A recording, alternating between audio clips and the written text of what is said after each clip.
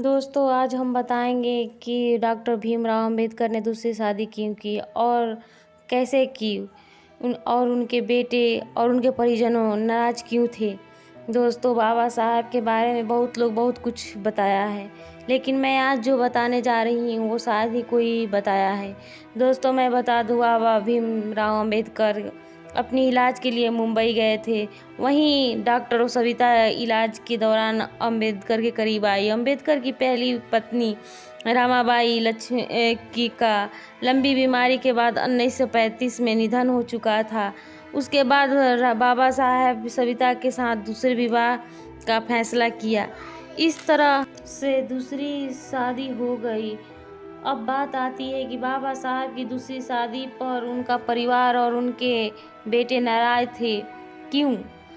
Doctor Bhimrao Ambedkar पहली शादी 1906 में हुई थी।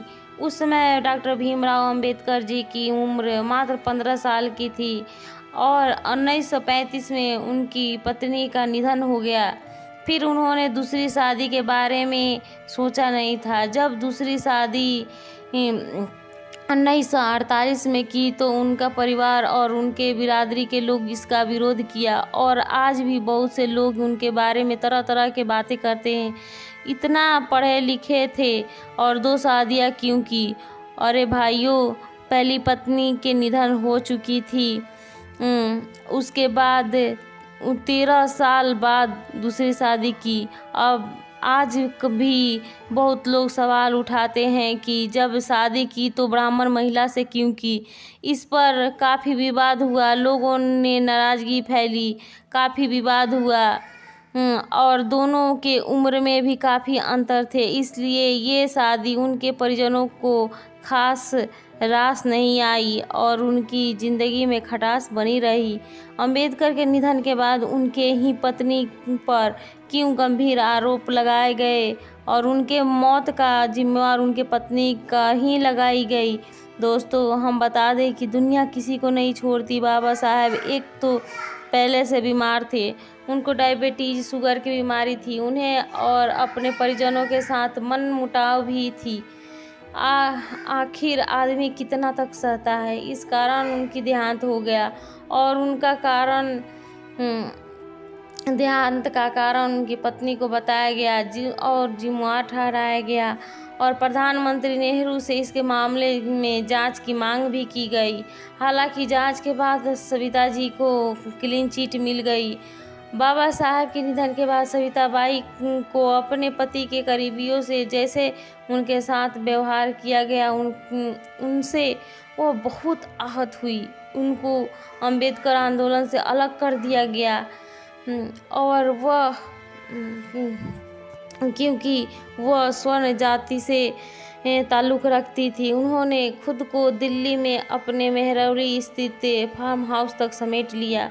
बाद में युवा सम्मिलित रिपब्लिकन नेता रामदास अठावले और गंगाधर गांधी उन्हें दोबारा अंबेडकर आंदोलन की मुख्य धारा में लौटा लाए।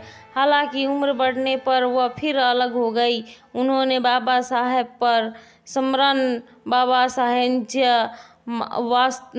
वास्तव लिखा, उन पर बनी फिल्म में योगदान दिया और वर्ष 2003 में 94 साल की उम्र में उनका देहांत हो गया। बाबा साहब ने अपने उपनाम में अंबेडकर क्यों लगाया और क्यों?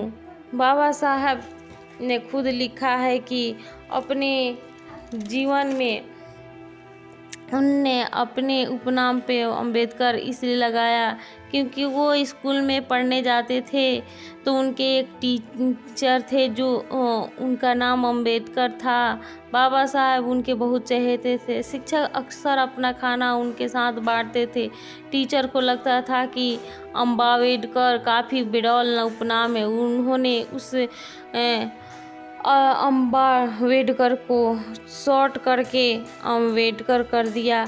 उन्हीं के नाम को याद करके ये अम्बेडकर ने अपनी उपनाम अम्बेडकर लगा दिया। तब तक के लिए जय हिंद, जय भारत। दोस्तों, आपको और कुछ अम्बेडकर जी की जीवन में जानना चाहते हो तो आप कमेंट करके पूछ सकते हो। तब तक के लिए धन्यवाद।